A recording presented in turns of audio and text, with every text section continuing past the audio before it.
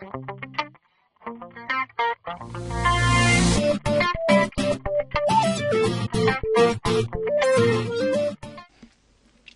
this is the first screencast within Maths and Small Business, the new topic we're doing. And it's going to be broken into little sections. The first section we're looking at is planning and costing in the business premises. So it's really looking at where you're going to set up the business and why.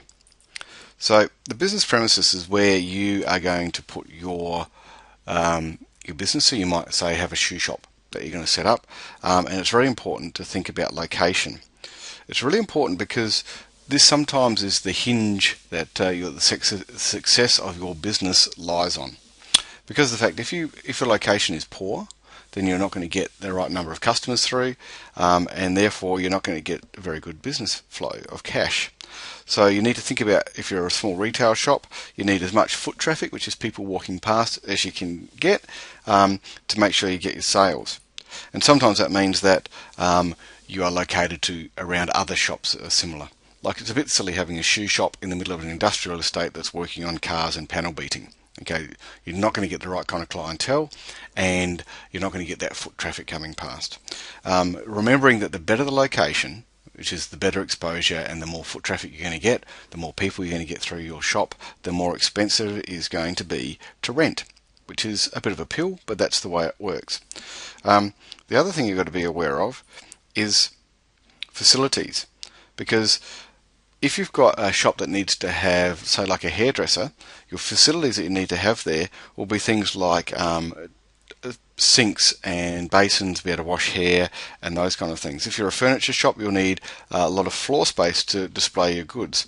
So you kind of need to think of those things as well. In addition, you'll need to have staff facilities. So sometimes in a shopping centre you share your staff facilities, which is pretty cool. Otherwise you might have them on your premises as well. So you need to kind of think about those things as well, rather than just the plain cost of things. So it's the facilities and the location are balanced out against the cost of the premises. So how do we work out the cost of the premises? Most people don't actually buy the premises they're in, they normally lease them. So you want to keep your leasing costs reasonable, because you have to pay them every month or whenever or every week, and that means that your income from whatever you're selling in your shop's got to be bigger than that to be able to pay for your leasing, plus paying for things like your employees. You've got to pay for wages and salaries. So it's very important to keep those things in balance. And it also depends on size, location, and what the building has to offer, of how much it's actually going to cost you to actually lease that building. So let's have a look at an example about how you'd solve this. A business is looking to set up a shop, and it's looking at two different alternatives. So you've got this decision, which one are you going to use? Shop A is 780 square metres and costs $2,200 per month to lease. Shop B is 800 square metres and costs $686 per week to lease. Which is better value? Now, you have to calculate this out and work it out, and compare the cost per metre squared against each other. So let's have a look at Shop A. Shop A at the moment is $2,200 per month. So what we want to do is we want to get this $2,200 to a yearly fee, because then if we've got it at a year, we can compare them better. So when we do that, we get $26,400 per year to rent that building.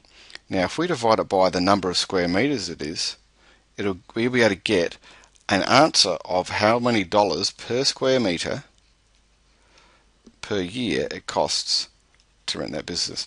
So it's $33.85 per square metre per year. Okay, let's have a look at Shop B. Shop B, we've given the 686 is in weeks, so we've got to times that by 52. There's 52 weeks in a year, and we end up with $35,672. Now we need to divide that by the number of square metres, which is 780, which is 800, sorry. So we divide that by 800, and that'll give us our cost per square metre, which when we do that, we get $44.59. So automatically you might say Shop A is the best one to go to because it's cheaper, but remember, you need to think of the location. If Shop A is cheaper but in a shocking spot and no one's going to come past you, or you might be stuck between, say, make out you're selling jewellery, and you're stuck between a panel beater and a tyre fitter, you're probably not going to get many people coming to buy your jewellery. Okay, so you've got to think about location, and you've got to think about facilities. So you've got to take those two things into account before making your decision, because paying the extra money, the extra few dollars there, $11, to actually get a better location and better facilities may be better for your business in the long run. So those are the things you need to think about when you're making these trading decisions, because otherwise you might end up sticking your business in the wrong spot, and then when that happens, it's a bad thing.